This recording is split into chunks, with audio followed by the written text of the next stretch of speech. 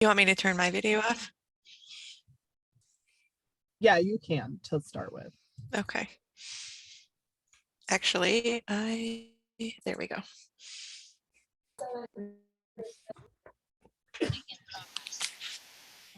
Good morning, afternoon.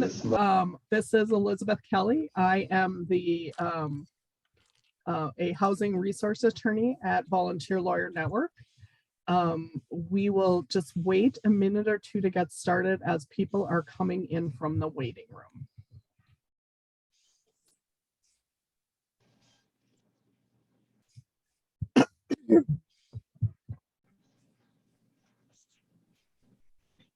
All right. Hello, my name is Elizabeth Kelly. I am a housing resource attorney with Volunteer Lawyer Network. Welcome to our CLE today. For 1.5 CLE credits. We will get you the code shortly. We realized we needed to submit the application, so we'll get you the code in a moment. If you could put yourself on mute, that would be great. So a couple of announcements before we get started. This is the second of our annual housing program CLEs. Excuse me. The third, it will be next Friday, and it will be a CLE like none you have ever experienced before.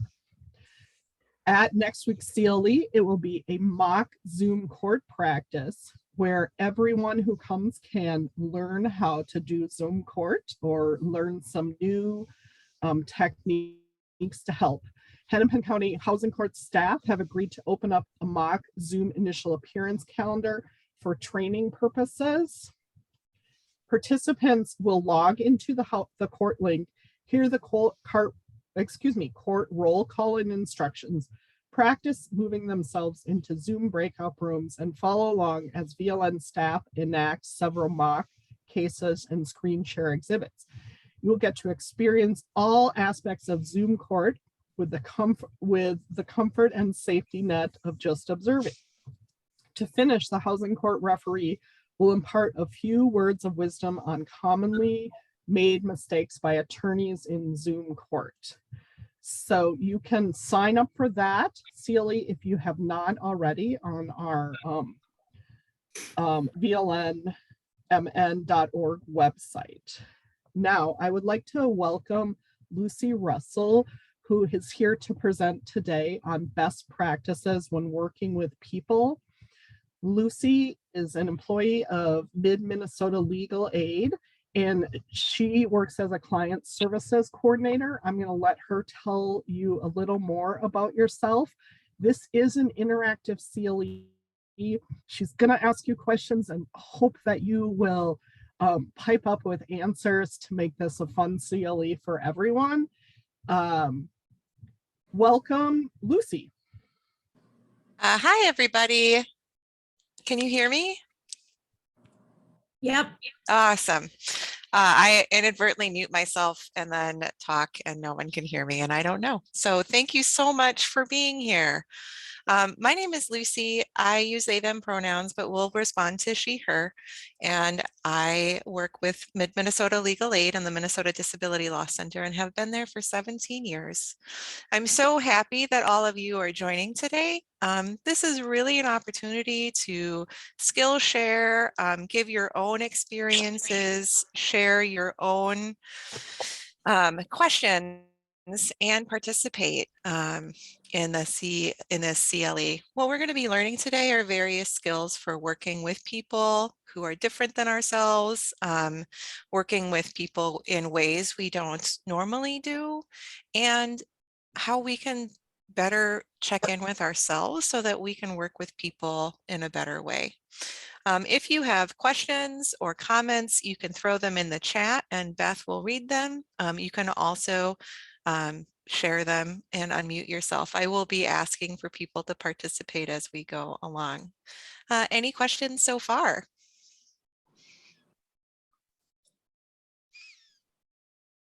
No questions that I'm seeing. All right.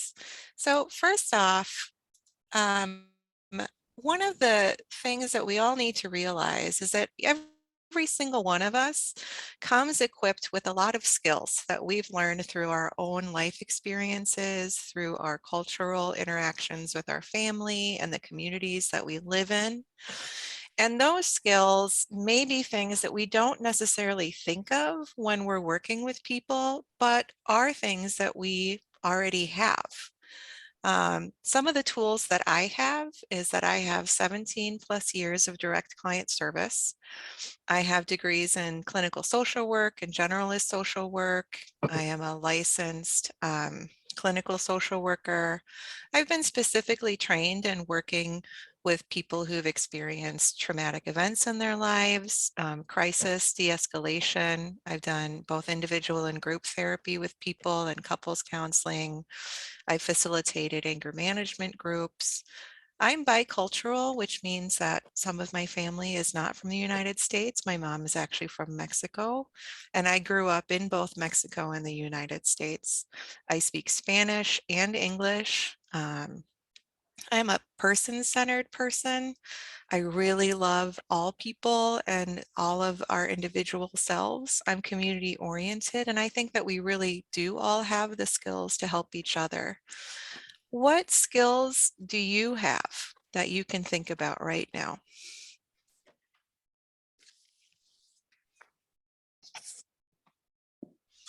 Hi, y'all. I'm looking in the chat for you to throw out skills if you don't want to say them out loud. I'm going to throw out a skill I have, though, Lucy, which is I am a very good active listener. Awesome, active listening. And Beth, what do you mean when you say active listening? So I try and listen closely to what people say, especially my clients and my child. And then I like to try and reflect back what I've heard to make Mhm. sure that I'm understanding what the person is saying to me. So I hear that as a parent, you've also probably experienced levels of working in de-escalation and problem solving. Yes. Okay. I'm guessing many of you in this room have those same skills, either from parenting or working with others. I see Sonia is good at reading statutes and working with different kinds of people and meeting them where they are. Kate says working with young children, high school students, and scientists, that's a skill in and of itself. Awesome. Breathing, such an important skill. And we'll get into why this is a skill a little later on. Wendy, I love that you're tenacious.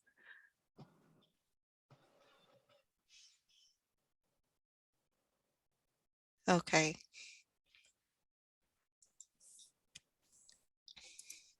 So we're going to start with some real basics at the beginning, and I'd like to talk about power.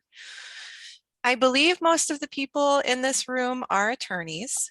If you're not attorneys and you're legal assistants or paralegals, this is still a really good question. But I really would like to know about power and how you see power in the client attorney or client case handler relationship. So tell me about your power and tell me about your client's power.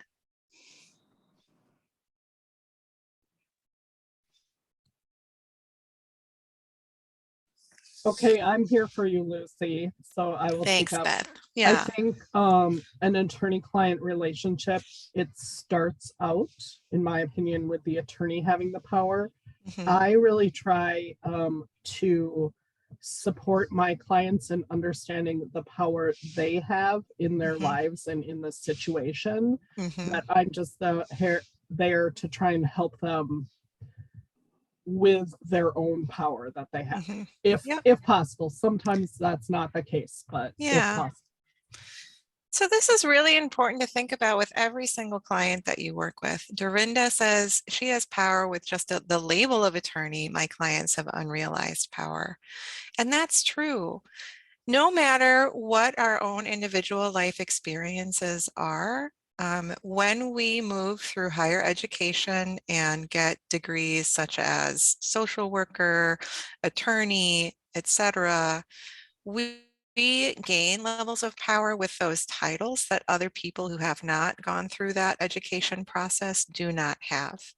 As Sonia mentions, the client has power of facts and relationships related to the case. The lawyer has the power of knowing how to use the information to their best outcome through the courts. Sonia, I really appreciate that answer because that's where we're heading. We're heading to a point where people on this call as the case handler can recognize their own inherent power, but also because you have more power likely in the situation than your client does, it's your role to work extra hard to help your client identify their role and all of the power that they have in their relationship. And thinking about this matters because ultimately you need to be in a place with your client where your client trusts you and where you can trust your client and where you equalize your power in the relationship, where you make sure that your client understands that they have as much power as you do. Does that make sense?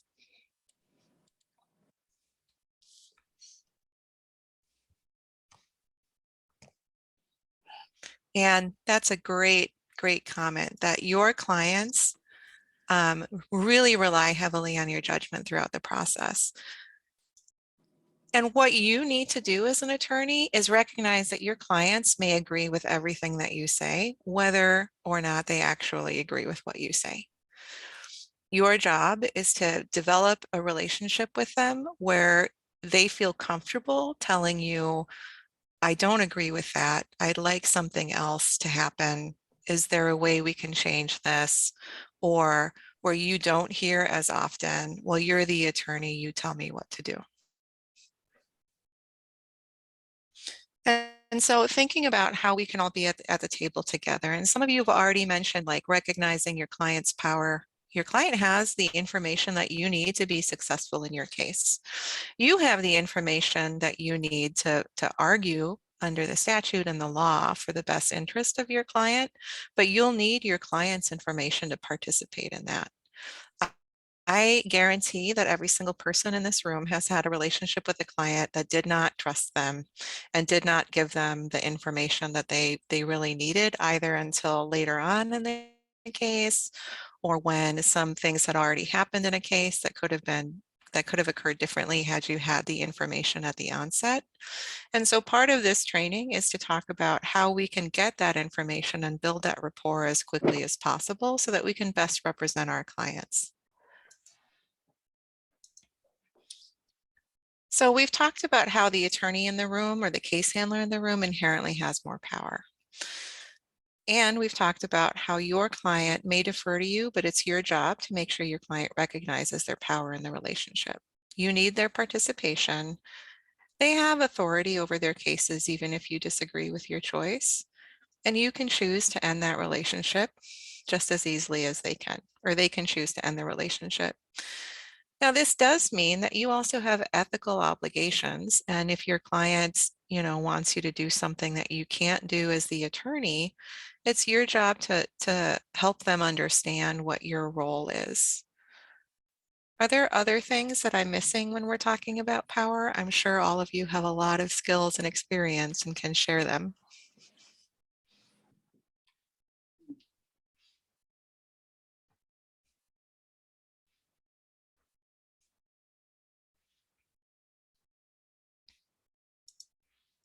Have you ever had a client fire you?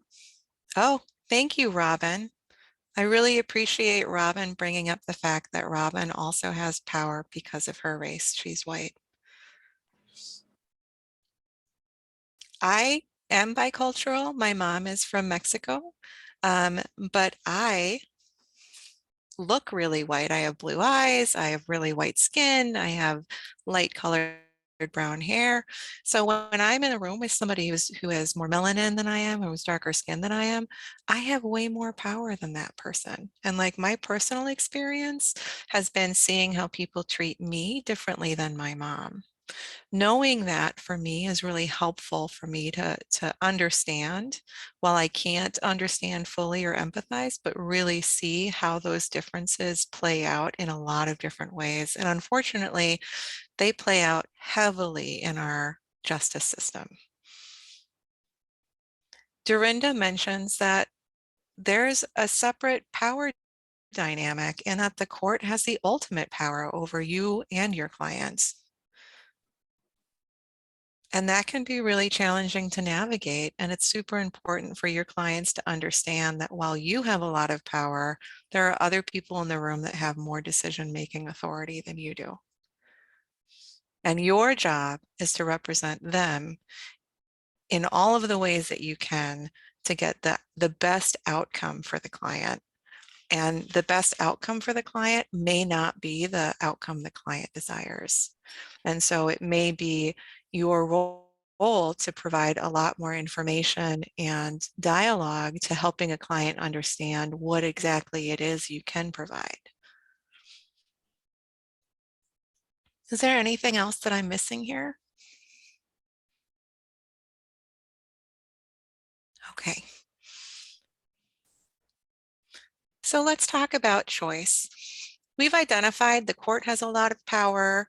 You, as the case handler or attorney, has a lot of power. You may have privilege in education, in financial aspects, in places that you live, and you may have inherited privilege from your families and socioeconomic status.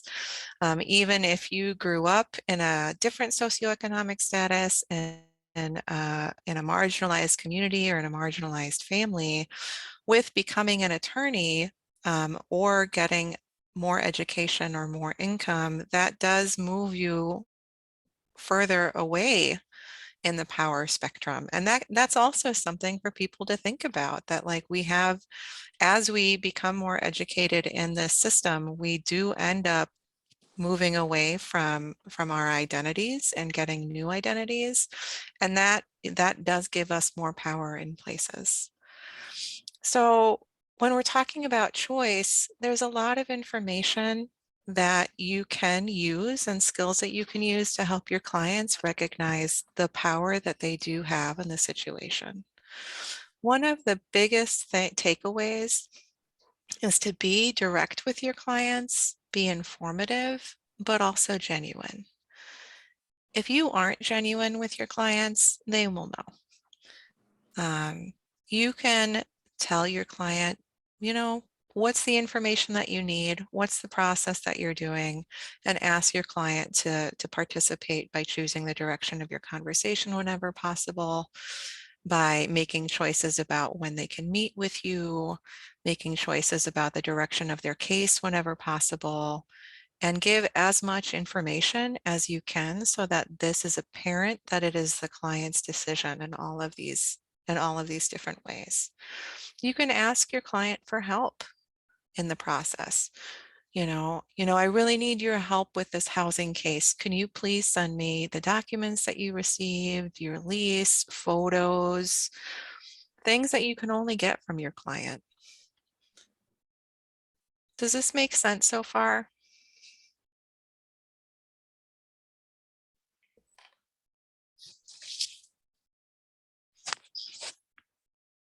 Any questions or items that I'm missing?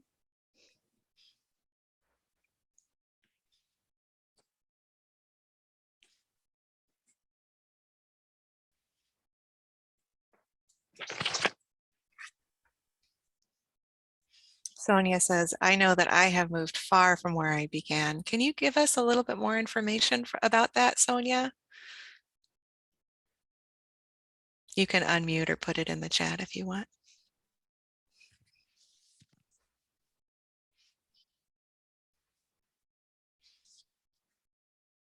You can also not give us any more information if you don't want. No, it's okay. I will. I grew Okay. up in a reasonably poor family. I was the only white kid in my school, and when I was in Head Start, and I've moved to being a very middle class attorney, and it's very different. And it's Mm-hmm. dealing with people who are where I am now is very different. Yeah, I bet. And did you find that, when you work with people who are in the similar situation you were as a child, do you find that there's a disconnect and that you're in a There, different place? there is if I don't pay attention, Oh, okay. you know. I still remember what it was like to be not have any power and be the low man on the totem pole all the time. Yeah. Well, I really appreciate you sharing. Thank you so much. One of the ways that we can help our clients develop a rapport with us and get information that we need from our clients and give them information is by using a practice that's called client-directed interviewing. And we use this in therapy. We use this when we talk to people who've experienced traumatic events.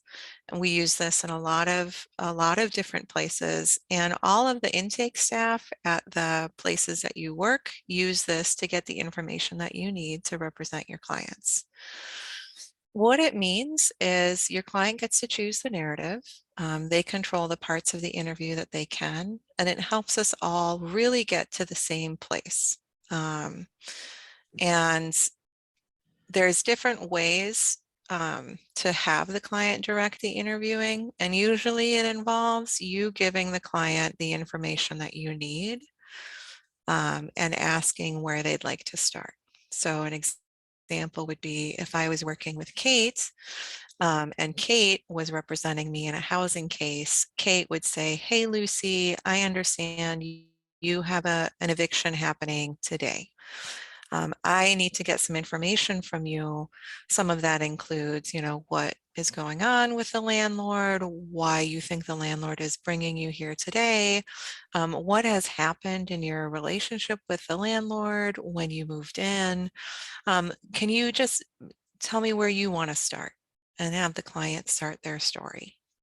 Does that make sense? I'm sure all of you use that right now.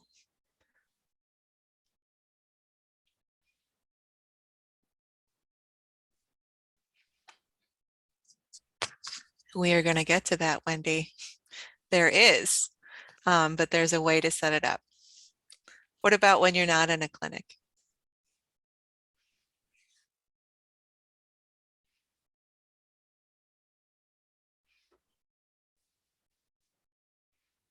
Beth tries. Okay. So in a clinic, here's how you can get that information. And we start with the bell curve style. That means you start easy. What's your name? What's your address? Your date of birth? What brings you here today? You build up to the hard things to ask about. When you're at the hard thing, you offer the client, you can say, "Hey, I'm going to ask you some really hard questions. If you need a minute or we need to ask about something else or talk about something else, we can, but I need this information so that I can best help you." Um, Being open with your client about why you're asking all of these questions is really, really, really useful for having a client give you the information that you need. Um, that includes telling them that you are asking these really weird questions sometimes because it's going to help you figure out if they have different defenses in their case. Sonia, I think that's you. You try to set up enough time to let the client tell me the narrative when not in clinic. In clinic, you try to explain what the landlord is alleging, but that you want to hear what they have to say. Thank you, Sonia. There are a lot of clients and a lot of people who come from different backgrounds, which involve different ways that we tell our stories. If you are Mexican or Mexican American, which is where some of my family comes from, we have a very narrative storytelling sort of normal when we talk to people. And that means that if you're working with somebody who is from that area, you may ask a question such as, "What brings you here today?" And that person may start with, 10 years ago, moved to Minneapolis and I lived in an apartment and then I moved to this other place and then I lived in this other place and then I moved to this apartment and you may be saying like, oh my gosh, get to the point. Like I want to know why you're here in court today, not like what brought you to the city. Um, the reason the client is telling you in that way is because that's the way their brain works. That's their narrative, and it's a storytelling narrative. And that's how they get to they can connect the points to get to the reason they're in court today. You may not have time to listen to those kinds of stories, especially if you're in a clinic, but you can say things such as, I really appreciate you giving me this information, and I'm really sorry we don't have time. Um, Can you please tell me what brought you to court today? And I may ask you some more information about your background. Is that okay? Dorinda makes a point here that says we're often asking the client to tell us difficult things for the second or third time by the time they get to us. If we apologize for it, it's just I'm sorry, it's just empty, or will it get through to the client as an apology for making do that again? I think it's not just empty, Dorinda. So here's a way to apologize for that that doesn't sound empty. If you are just say, I'm sorry, I'm asking you this again for the third time, and it's a very flat way, the client may just think, okay, they say that to everybody. It's not really personal to me. Dorinda, and to everybody, if you say, my name is Dorinda, I'm here to help you today at Housing Court. I understand that you've probably given this information to a lot of different people, and I apologize for having you say it again. I really want to be able to help you, and so I may have to ask you to repeat yourself, and it's not because I didn't hear you or that we don't have the information. It's because when you tell me the story, I may be able to hear things differently so that I can help you in the best way that I can. That gives the client a lot more information than just saying, I'm sorry, you have to repeat yourself again. Does that make sense?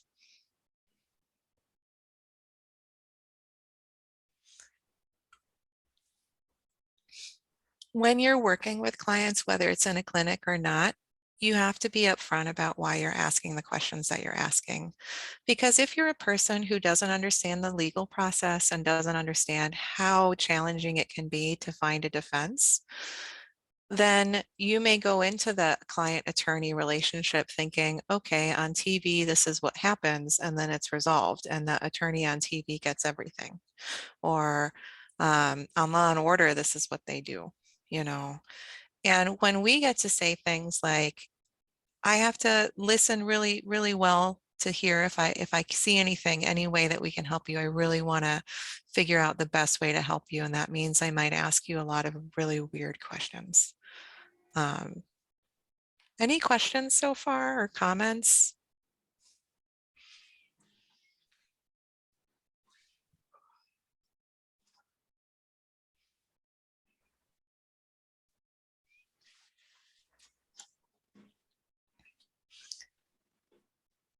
So here's a part where I want to talk about how getting all of this information from clients impacts you and how your interaction with the client helps or hinders getting that information. So each of us in this room has our own personal and professional privilege. We've talked about it. We've talked about our financial privilege, our educational privilege, our race or ethnic privilege. You have that privilege, and knowing what your individual privilege is will help you better work with clients because, you know, your client may see your privilege when they walk into a room with you and may not automatically trust you. In fact, there's often a lot of distrust from people in working in the justice system and in with lawyers and court processes. If you're a person from a marginalized community, such as a community of color, or a community that's LGBTQ, a community that's historically had problems with people in authority, such as lawyers, such as court, such as people in uniforms, such as people wearing suits, um, you're not going to trust the person automatically that says they're there to help you. You may not even realize that that person doesn't work for the system that you're currently trying to navigate through. So knowing that when you walk into the room, that is what your client may see firsthand. When I walk into a room, and I have done a lot of interviews of people who are in removal proceedings in immigration court. When I was at immigration court talking to people, you know, my clients who were historically indigenous Mayans from Central America saw a white person with blue eyes and a suit speaking Spanish and had no idea, did I work for immigration? Even if I said I didn't work for immigration, people still thought I worked for immigration and were hesitant to give me information, you know. And I knew going forward that I had to be really careful about how I presented myself so that I could be both professional but approachable. I'm sure that all of you make those decisions every day. And when all of you went to law school, I'm assuming you've all been, um, you were taught that looking like a lawyer meant you wore specific colors of suits. You dressed in a very specific way. If you presented as a woman lawyer, you had to be extra careful about the way that you dressed and spend a lot more money on your clothing so that you appeared as professional as possible. I'm sure some of you have had that experience.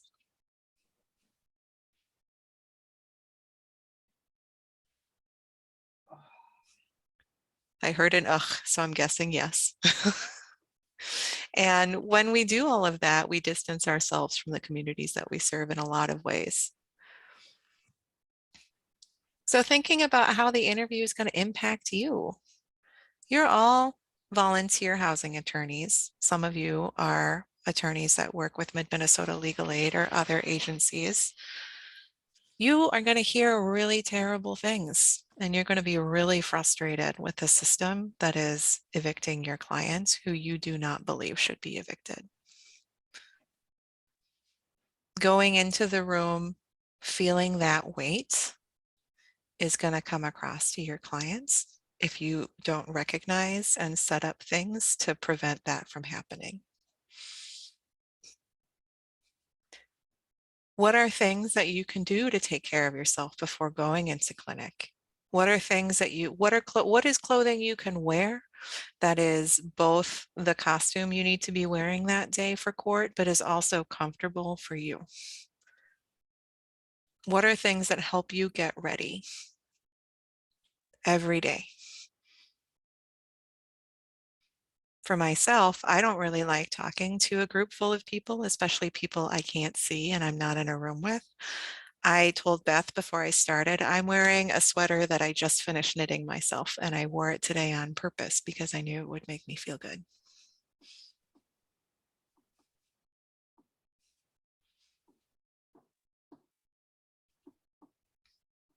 I'm going to call on folks. Dorindo, how do you get ready for court?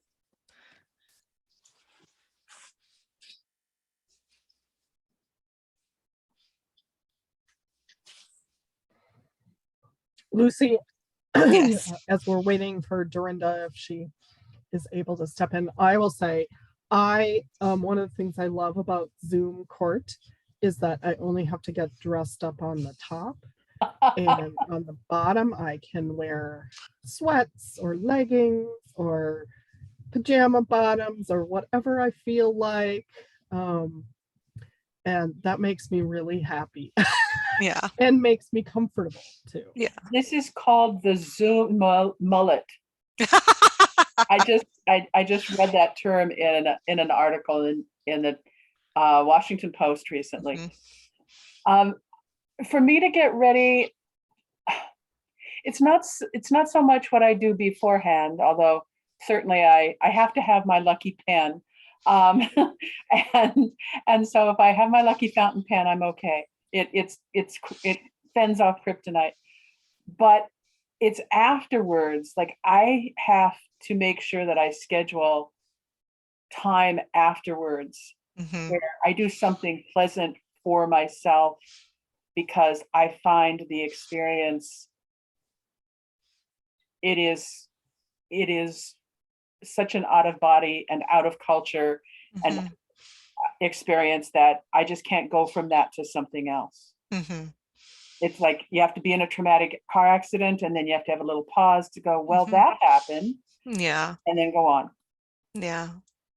So I love that you have your lucky fountain pen. And I also love that you've said you don't do anything before court, but you do. You plan to take time after that process to recharge, reconvene, get back into your own body, reflect on what happens, and then become okay with going on to the next thing. That is a plan that happened before you walked into the room. And it's also super self-reflective. It tells you that you need to have that time in order to be your best self and your best attorney. Sonia mentions that Sonia wears suits, but has figured out that likes to wear an untraditional color or suits that are a traditional color with an untraditional cut. I'm now picturing you, Sonia, in like a hot pink suit. I don't know if you have one. Maybe you should consider getting one. I did interview once in a fuchsia colored suit. Awesome. Wonderful. Wendy used to kick her cat out of the office before court, but now just lets him hang out because it helps Wendy feel better to have her cat there. Other things that you can, other things, oh, I am not great at PowerPoint. Other things that you can think about and plan to think about is what can you offer your clients? And agree with Dorinda, need to process at office, supporting each other, debriefing with each other, very helpful. Also chocolate. Um, so thinking about what you can offer, what your boundaries are, and what resources you can have set up beforehand. Anticipate things going badly so that you can have a plan if they do. So I want to talk about some trauma. Every single one of us in this room, regardless of socioeconomic privilege or ethnic privilege, has experienced trauma. Every single one of us. We often think about trauma as like a car accident or a house fire or abuse from a loved one, getting mugged. Those are big T traumas. Those are traumas that are very obviously traumas. And there are a lot of little T traumas that happen to us every day. You know, having an accident, an illness that causes ongoing changes in the way that your body works and the way that your brain works. That's a little trauma. Relationships ending unexpectedly or painfully. That's another little trauma. Because we have each experienced trauma and all of our trauma is very individual, we need to think about how our own individual traumas can impact our client relationship. I don't want anybody, if they don't feel comfortable, to talk about how their individual trauma can impact their client relationship. So I will, but I would like you all to think about it because it's really important for you, for your own self-care, and also so that you can develop a good working relationship with your client. So for example, I grew up in kind of a weird childhood, and I know that personally, I uh, do not do well with very tall, white, blonde, blue-eyed men. That is a thing. I see like a very tall, white, blonde, blue-eyed man, and I'm like, oh, instantly on edge. And I know that about myself, and I know that it's irrational. And I've worked with my own therapist on dealing with those sorts of things. But I also know that, like, if I have a client who is a tall, white, blonde, blue-eyed man, that I need to be aware that it might be more challenging for me to work with them. And so there are things that I do to like make sure I remember that, oh, I'm feeling awkward in this relationship because of my own stupid stuff that it's coming up. You know, that's my own thing.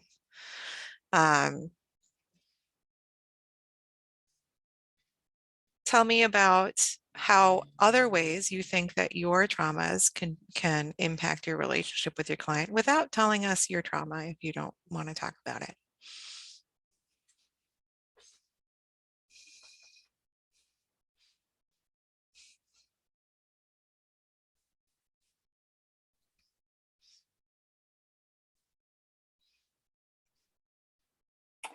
I can do one of these.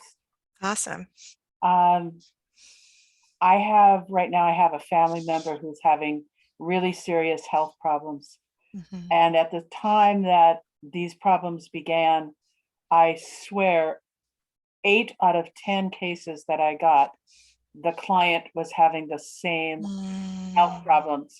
I thought I had like a big sign on my forehead that I couldn't see, but mm, everybody else could see, which made each one of those cases, which were difficult to begin with because none of us have easy cases, mhm, um, made them that much more difficult. mhm. And so I had to figure out a solution for that. Do you Um, feel comfortable sharing your solution? oh, sure, because it's one you all should probably copy. Um, I found a couple of my colleagues who knew about the health problems in my family and knew that I was having trouble coping with that. And we just did an informal barter. Mhm, And after I reached a certain limit of cases with the same problem, I could turn to my colleague and say, I'll trade you 2 of these for 2 of yours. Anything you got that doesn't have X involved. mhm. And it worked. I just needed a little bit of space. Yeah. So that is a really great solution. And I was going to say, recognizing that there are some kinds of cases and some kinds of clients that may be extra challenging for you to work with, you know, you can always check in with the supervisor, check in with the clinic director. You know, there are times where there's somebody that you really can't work with for whatever reason. And you're working with them is not going to give them the best experience. It's not going to give you the best experience, and you're unable to provide them the services that they require. Then pass it along. You don't necessarily need to be the person that takes all of the hard cases. There are other people around to help with those things. Um, and if there is a situation where there's a conflict or there's other ethical reasons why you can't work with that client, we have a system that's built so that you don't have to. Does that make sense?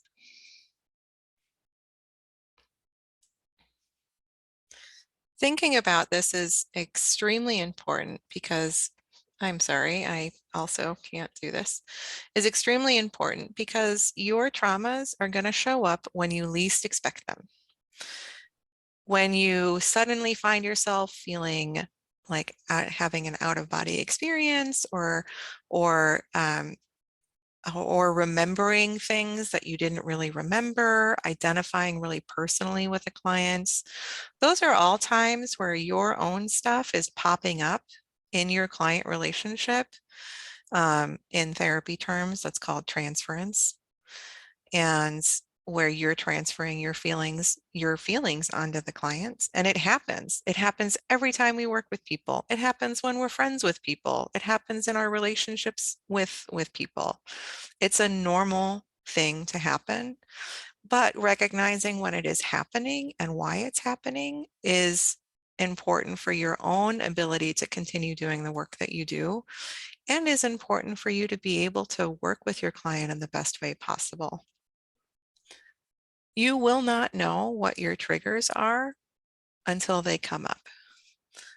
Um, Let's see, somebody just put something and said, at times I notice I feel less empathy than I normally would. For me, that is a signal that maybe my own past difficult experiences are getting in my way. Sometimes recognizing and acknowledging it is enough. Other times I reach out to coworkers to work through it. That's a wonderful comment, Anne. I bet everybody in this room has experienced that. And if you feel comfortable working with your coworkers through it, wonderful. If you feel comfortable with your supervisor or mentor, also wonderful. Also, if it happens more frequently, maybe working with a therapist or, a counselor in the community can help get through those things. So just as much as your trauma shows up, your client's trauma is going to show up. And so we're going to talk a little bit about how that shows up. Many of you in this room work with people who've experienced pretty big trauma in the form of intra-family violence or domestic violence. Many of you are working with clients who are actively experiencing this situation. It's very challenging for both yourself and the client to be working through legal issues while also having all of these really deeply personal and painful incidents occurring. Trauma shows up in a client's in a lot of different ways. Prolonged silence.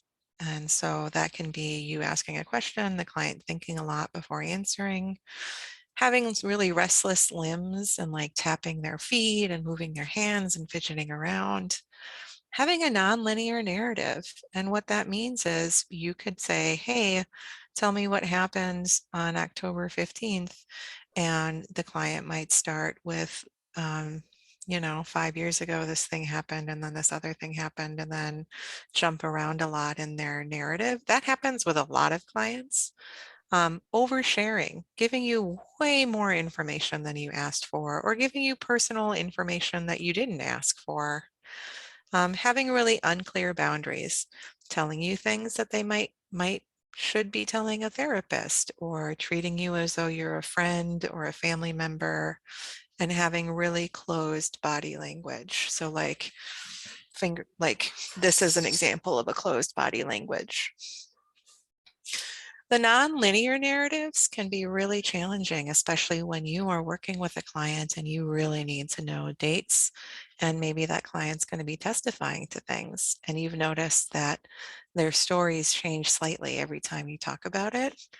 That is a symptom that somebody has experienced trauma, and it's a way that it's a defense mechanism in the brain to protect the person from feeling pain.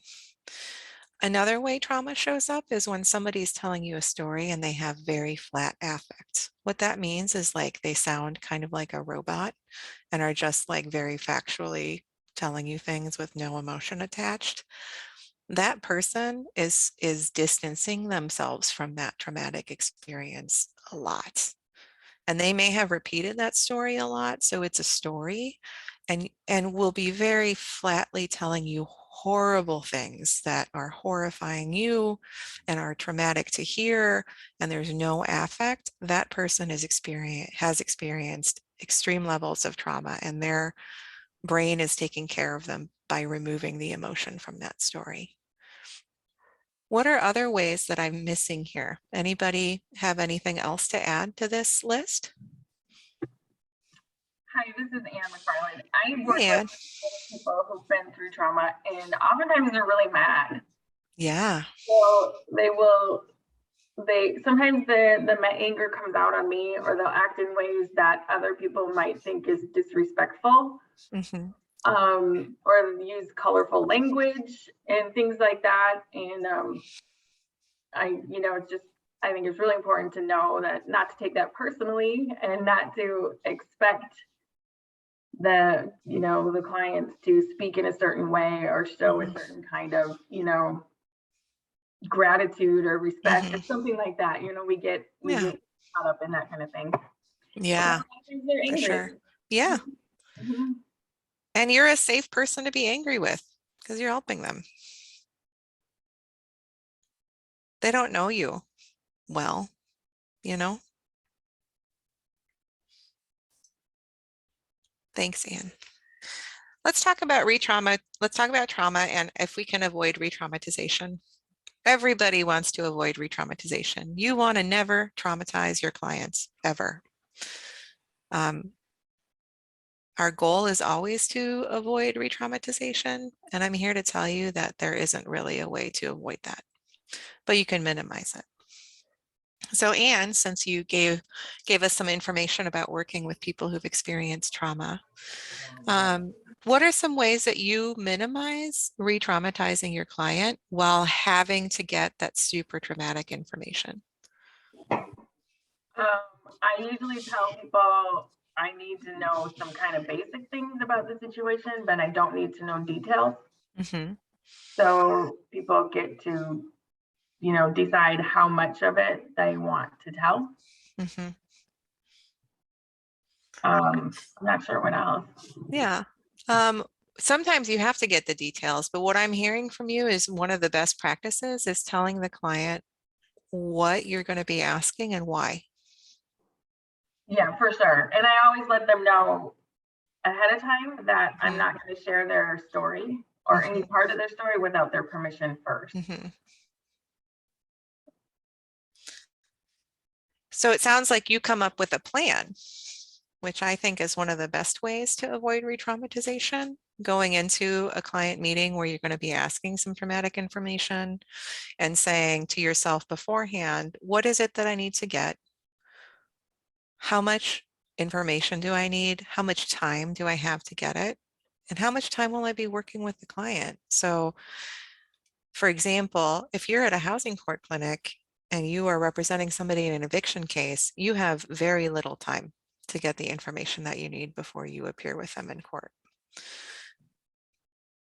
And in that very little time, you have to develop a rapport with somebody who has experienced trauma. Having to go to housing court because you're being evicted is traumatic in and of itself. That is a big T trauma right there. You might be homeless. You don't know where your stuff's going to go. You have no control in that situation or very little.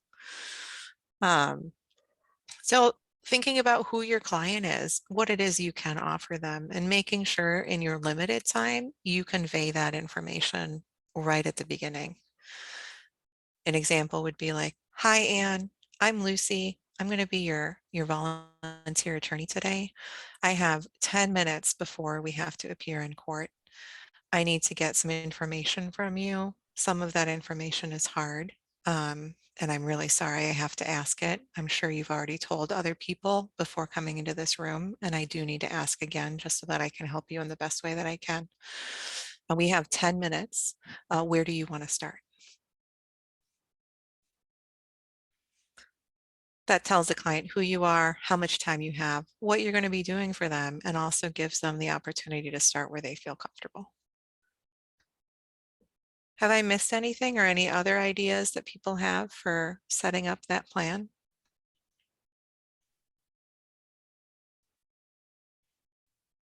This is Beth Kelly.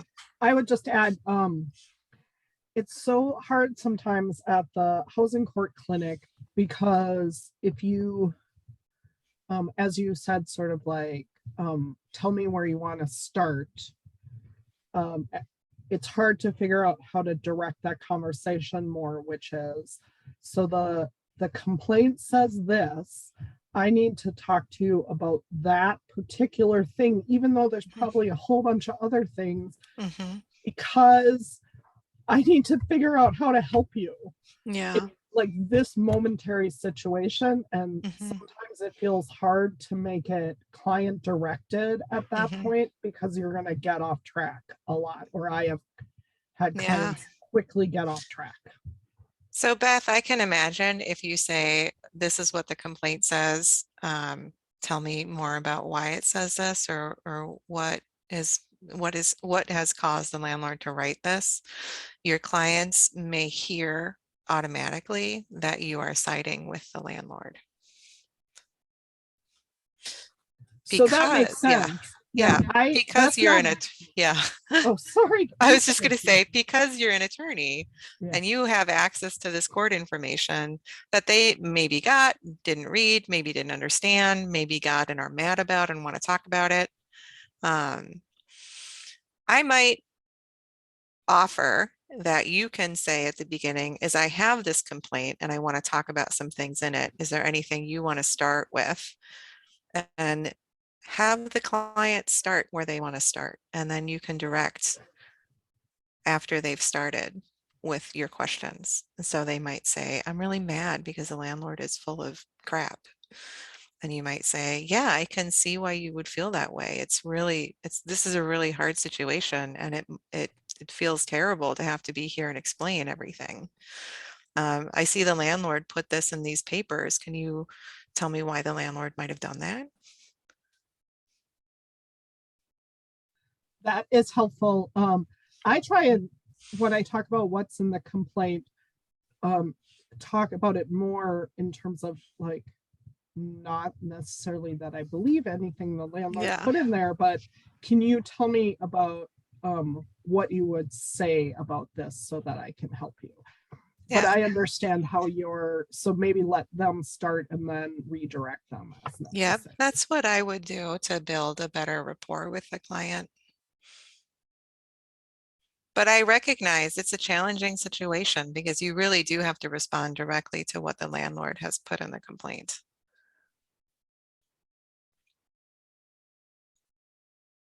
And I know that there is very limited time. And so the purpose of this training is to understand that there are really hard time constraints and also give people tools to try to navigate around them whenever possible.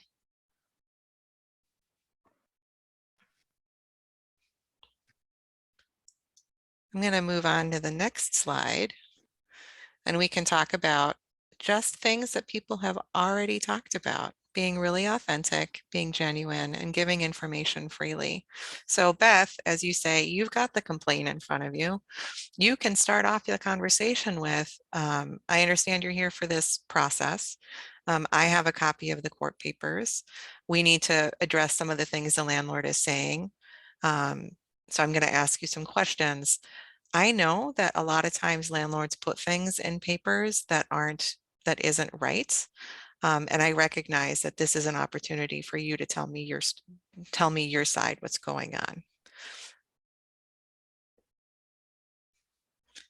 Asking for permission. So when the client gives you information, that is information you're going to be using to argue defenses on their behalf, saying, is it okay if I use this information to argue this defense? This is how this information is going to help me. Ask for consent from your client to represent them and to speak on their behalf. And be informative. Always make sure your client has all of the information they need to really understand the process.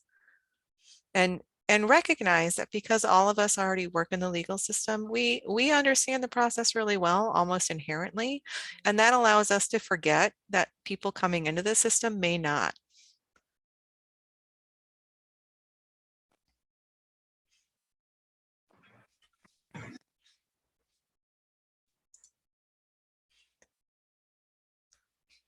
So let's talk a little bit about words.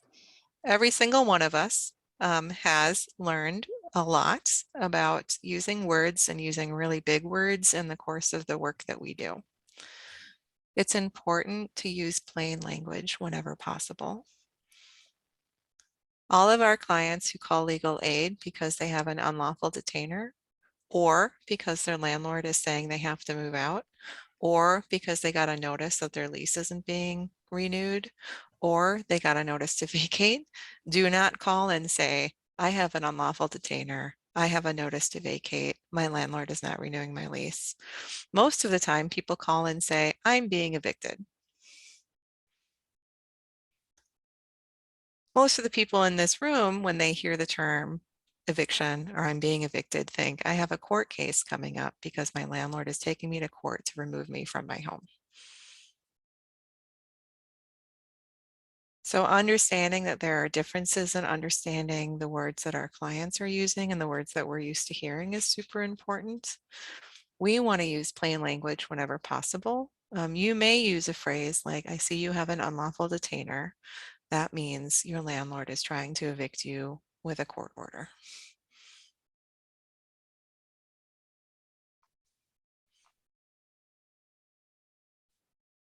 Any things then that I'm missing? Other ideas that words are important?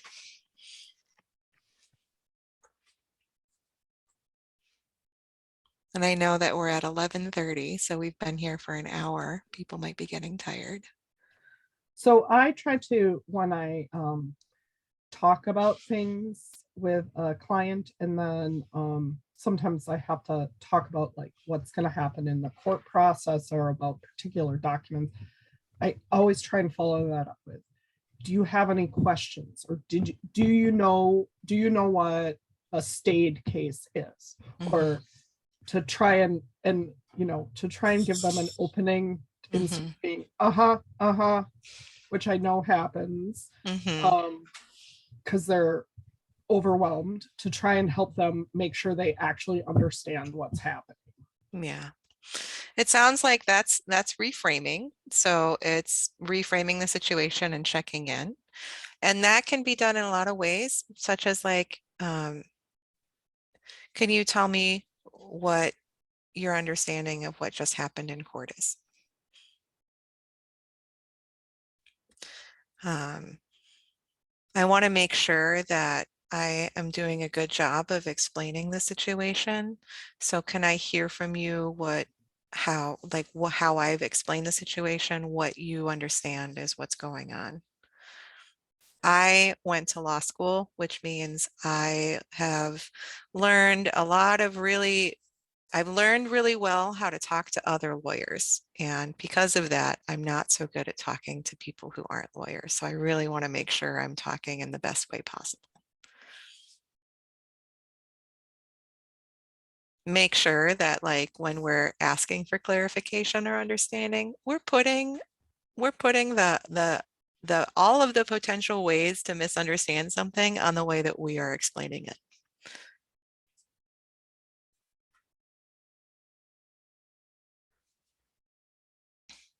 And it sounds like, Beth, that you do that a lot, which I really appreciate. It's hard. Before I did housing court, I didn't even understand all the things that were happening in housing court when I first started. So I Yeah. can't imagine what it's like for people who are there about to lose their housing. So Yeah. I try and take that into account. Yeah. We're going to make a lot of mistakes in the way that we work with people. And it's really important that we feel okay to apologize for making those mistakes. Every single person in this room is going to ask a judgment question. An example of that is, why did your landlord do this? Or like, why didn't you pay your rent? Obviously, we may be in court because somebody didn't pay their rent. They probably don't feel great about it. You can ask, what happens? It sounds like the landlord is saying that you didn't pay rent. Can you tell me more about that? Versus why didn't you pay your rent? You can hear the difference in blame and sort of shame that comes with the why didn't you pay your rent versus the landlord says you didn't pay your rent. Can you tell me more about that?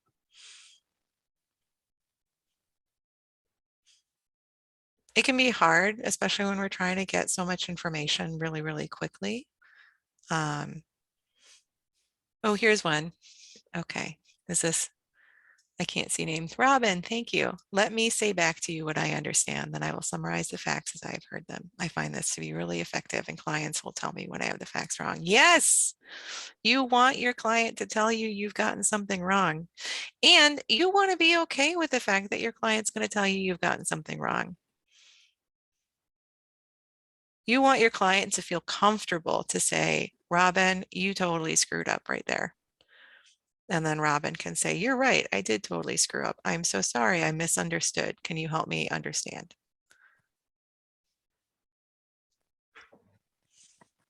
You never screw up. We never screw up. I screw up all the time. Yeah, what I'm hearing you say. How about just what I'm hearing is? What I'm hearing is blah. I understand the situation is this. Do I have that right? Please tell me if I'm wrong. It helps me.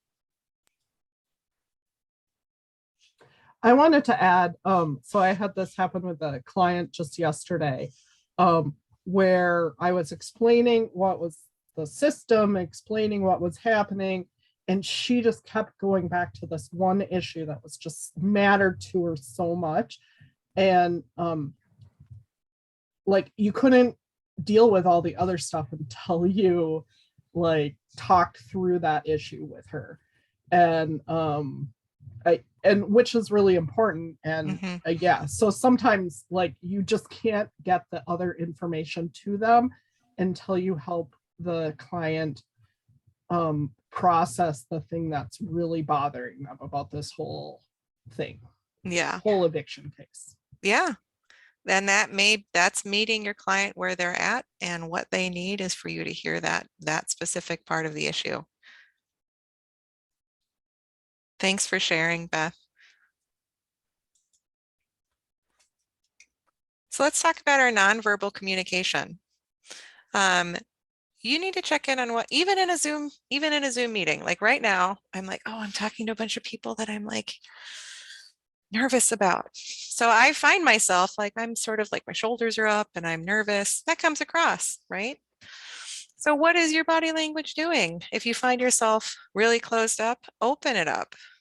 What is your client's body language doing? Are their shoulders up to their ears? Are they like clenching and unclenching their hands?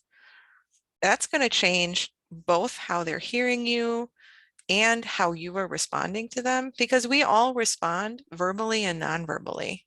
When you walk onto a bus or onto a plane and you sit next to somebody who's like very clearly comfortable in their seats versus somebody who's like clearly afraid of the plane or the bus, or like not comfortable and their like shoulders are up and their body's sort of closed off, how do you automatically mirror that? You automatically become less comfortable. If you breathe and open yourself up, you might see the people around you are doing the same thing. I gave this training to the housing court clinic students at the U of M recently, and one of them mentioned, or one of the instructors, Elizabeth Sauer, told me she was in court with somebody and realized that they were super tense. And I'm coming back to the breathing that somebody shared earlier. She took a deep breath and loosened up, and her client did the same thing. And like she couldn't tell her client, you're super tense, they're in court. But just by changing the way that she was sitting and breathing, her client automatically mirrored her and then became much more comfortable. Dorinda says that's what she hates about Zoom court. She can't see the client and all the nonverbal things that go on. That is absolutely true. It makes our jobs much more challenging. You are relying only on somebody's words if you can't see them on video. But you can try to listen and say, okay, is my client breathing? Is my client not breathing? Are they speaking really quickly? Are they speaking super ridiculously slowly? And then you respond to them. So if you notice somebody maybe speaking a lot faster than they normally do, because you've talked to them before court, slow down a little bit in your speaking. If you've noticed that you're not breathing, try to breathe a little bit more methodically. Breathe in and breathe out. If you're in person with a client, try to make sure you're at the same level that they are. So if you're sitting and they're standing, you can stay one. If they're standing and you're sitting, you let them stay standing. That gives that person power, and they may be standing so that they can feel more comfortable in the situation. If your client is sitting, please don't stand over them. You should sit down too. If you are a super tall person, maybe sit to bring yourself at the same level. If you're meeting with clients in an office, make sure that the chairs are the same kind of chairs. If you have like a super fancy office chair for yourself and your guest chairs are folding chairs, invest in getting some really nice client chairs, because what you are inadvertently telling somebody in that situation is that you matter more than your comfort matters more than theirs does. Am I missing anything?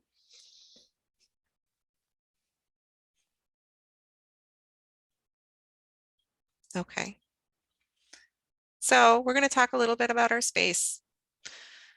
In Zoom, in the Zoom world, you don't have a lot of opportunity for to um, talk about your client space, but before you have court, you can ask them how their space is set up, if they feel comfortable in their space, if they need anything in their space to make them feel more comfortable, like a pad of paper and a pen, something to doodle with, fidgets. I can tell you that I have fidgets on my desk in my house. One of them is this crow. It makes me, I can like fly it around when I'm not on camera.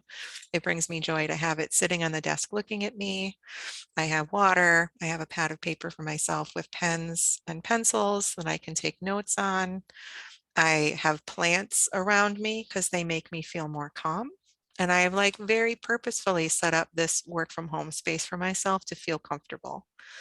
When I'm working with clients in therapy sessions, we talk about when they're calling me to do their therapy, where are they? Are they comfortable? Do they have tissues? Do they have a snack if they need to? Do they have water?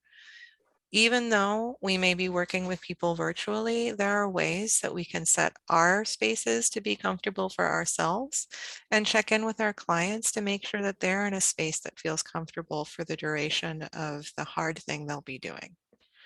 Am I missing anything?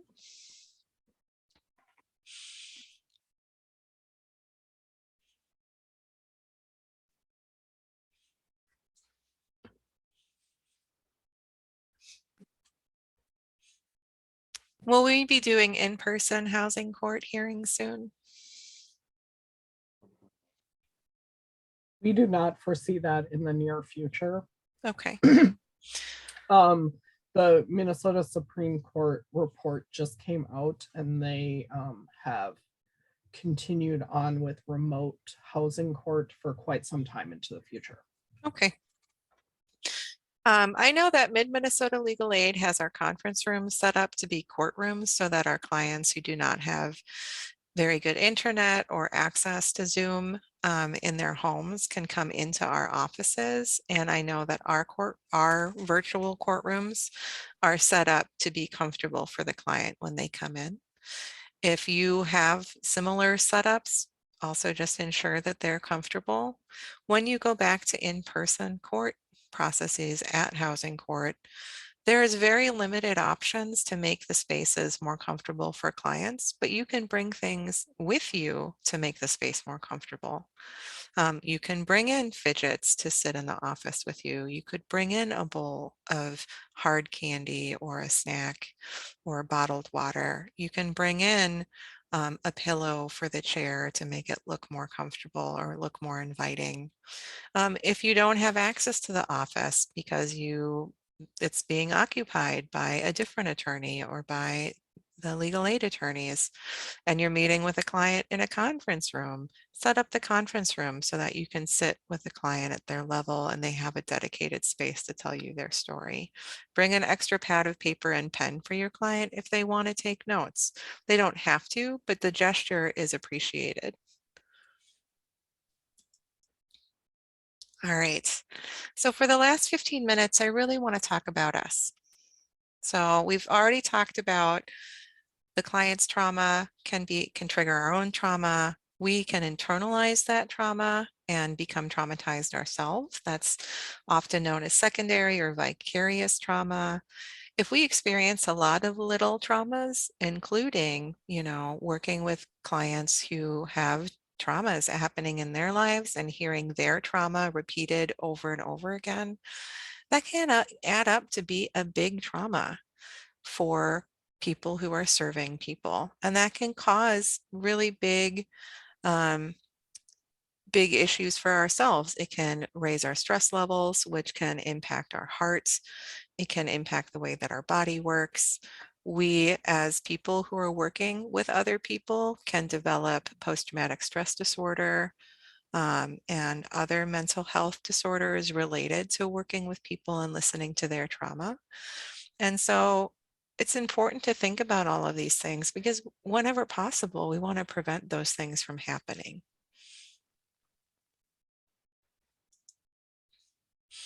So there are some basics to think about when you go into working with clients, and some of them is very basic.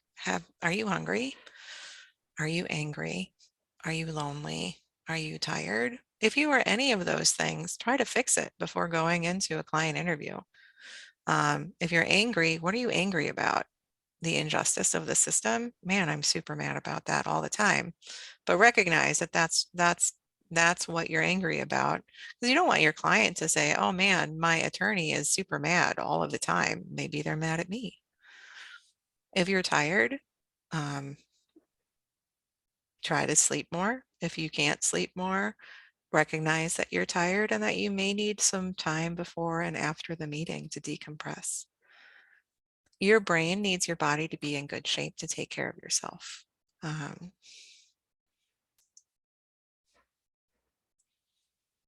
Setting up good boundaries. Everybody in this room, what is a basic boundary you need to set up with your clients? Quick, throw them in the chat. Unmute yourselves. I want to hear them. Don't call me at night or on the weekends. Don't call me at night or on the weekends. That's a huge boundary. It's a very important boundary. What about other folks?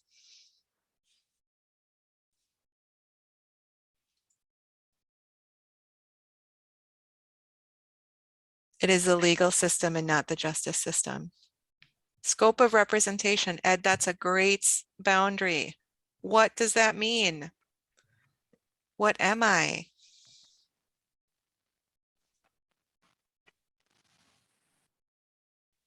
None of you in this room are therapists, right? You're all attorneys, right? Right? Right? Yes, but I think being a therapist or there is a part of the job with this sort of work where you have to you're going to hear some things. Yes, you are going to hear some things, and there are ways to set that boundary. One, that's really hard. I am so sorry that is happening to you. I am your attorney and I can help you with this one specific issue, and I'm going to help you with this issue in this way. I really appreciate you giving me this information and feeling comfortable with sharing all of the hard things that are happening. I really want to be able to help you the best way that I can. And unfortunately, I am not trained to help you in that way. I can help you with the law and the legal problem. If you are interested in talking to somebody further about this stuff, there are some great resources for you. In Minnesota, there's an organization called Walk-In Counseling Center where you can talk to a therapist for free, and it's anonymous by calling this number. Here's their website. Another way to set that boundary. Do you have other people that you can talk to about this? It's so important that you talk to somebody who can help you. And I am not the right person because I just know the law stuff. I don't know anything about how to help people navigate through this stuff. I really, really appreciate how you feel so comfortable giving me this information. It is such a gift, but I really want to make sure you get the help that you need.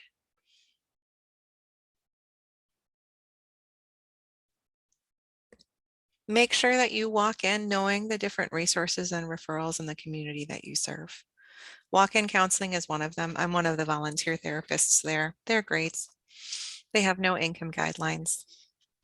It's totally free, totally anonymous, and totally remote right now. None of you are able to provide those services because you aren't. You're there to help in the legal scope only. And even if your client feels really comfortable sharing information and asking your advice about personal things that you would normally ask from a therapist, you are not trained to do that. And you can actually cause somebody harm, which you don't want to do, right? And them sharing that information with you, treating you like a therapist and you not having the training to do that is going to cause you harm, which you don't want to do either.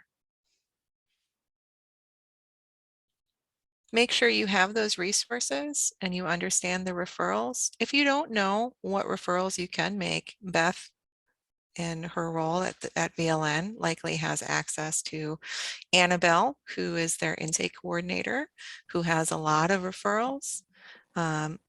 Other folks who are volunteering with VLN will be able to have access to those referrals.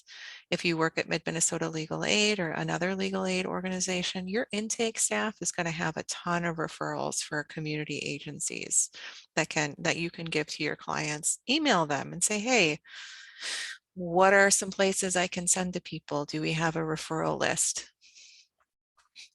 Otherwise, in Minnesota, 211 first call for help is the best place for people to call and describe what their issues are and get referrals from a trained operator.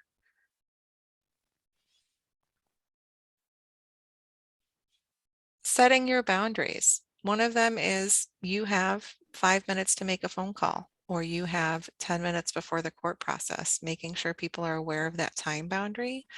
And then reasserting it and saying, hey, I really want to hear what you have to say, but unfortunately, we only have this time.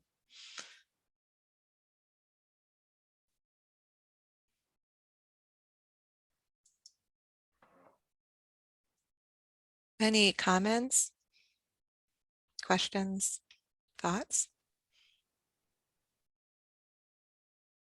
I do like that Dorinda mentioned I am a lawyer and your lawyer maybe, but not for life. You will probably get contacted from people after your representation, and feel free to say, thank you so much for contacting me. I can't help you with this. Here's our intake number. Here's the VLN number.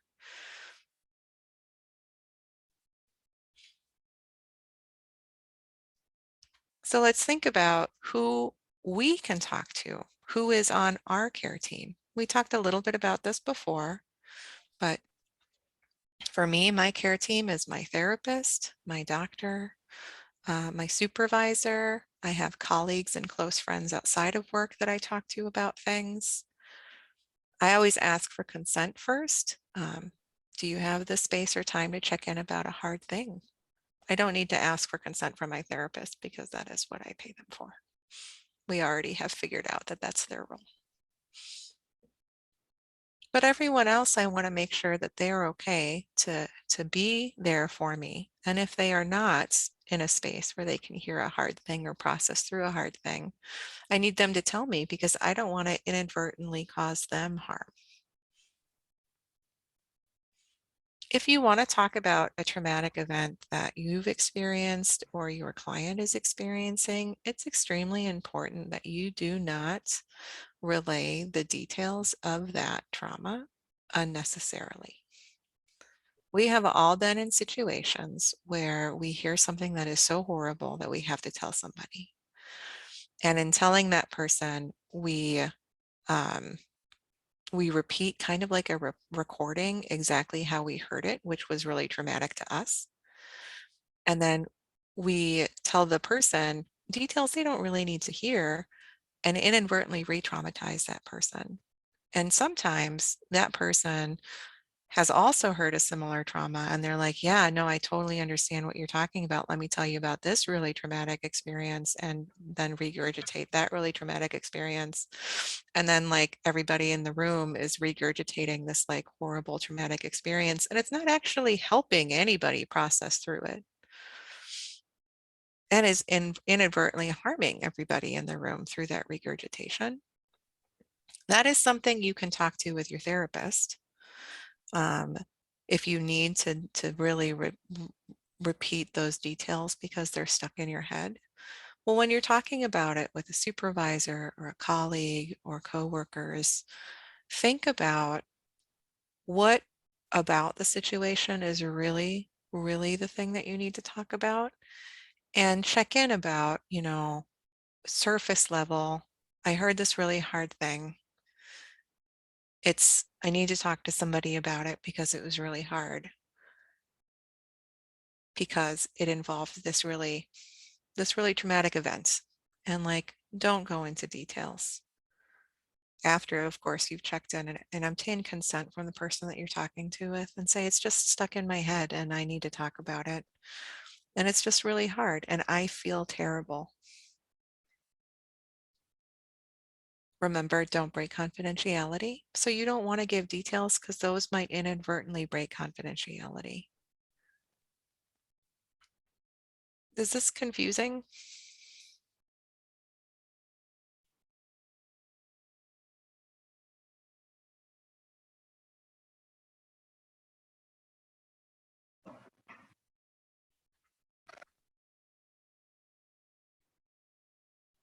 Yeah, thanks.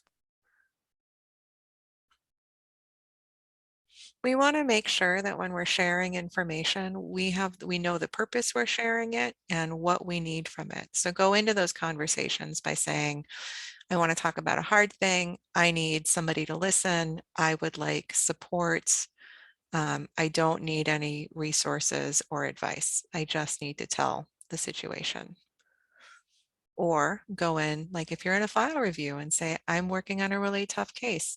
I need to describe the case. I'm going to try not to describe in detail about what's going on. I need resources for the client and support from my colleagues. Support can look like, a hug, a pat on the back, a cup of coffee, feedback on if I've screwed up in any way or how I can handle this better. So you're going in with a plan, and you're telling the people who are helping you how they need to be helping you so that nobody has to guess about what you need. Am I explaining that okay?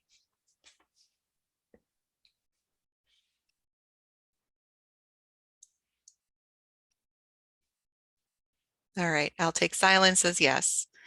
Think about how else we can care for ourselves. Somebody made the boundary earlier of don't call me at night or on the weekends. That's a boundary. Your work time is your work time, and your not work time is your not work time.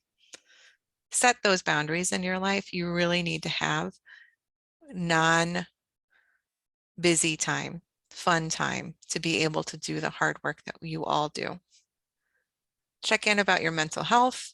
Make sure that you have friends that are not just your work friends. You have friends that you play games with. You have neighbors that you get together with. You have a varied and complex support system. Or do you have physical health stuff going on? Make sure you know about it. Go to the doctor.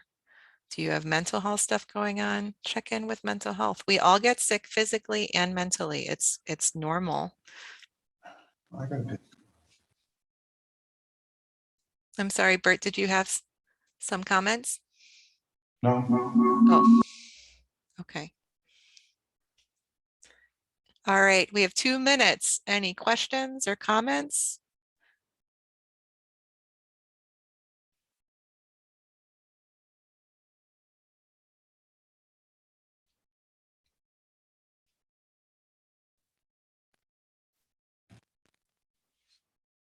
All right. I really appreciate feedback. It helps me do better at my job and helps me be better at working with people.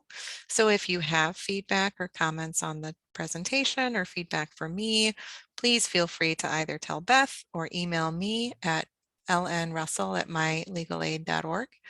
I really want to hear from you.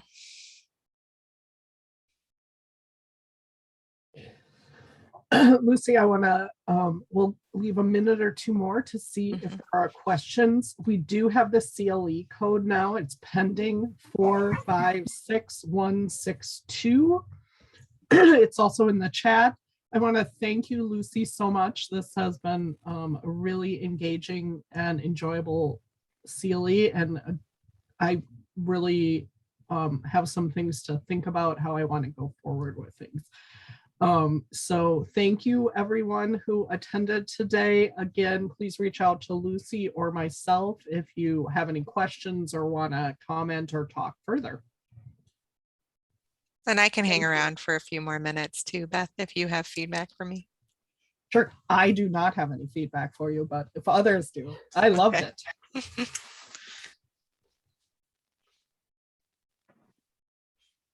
it.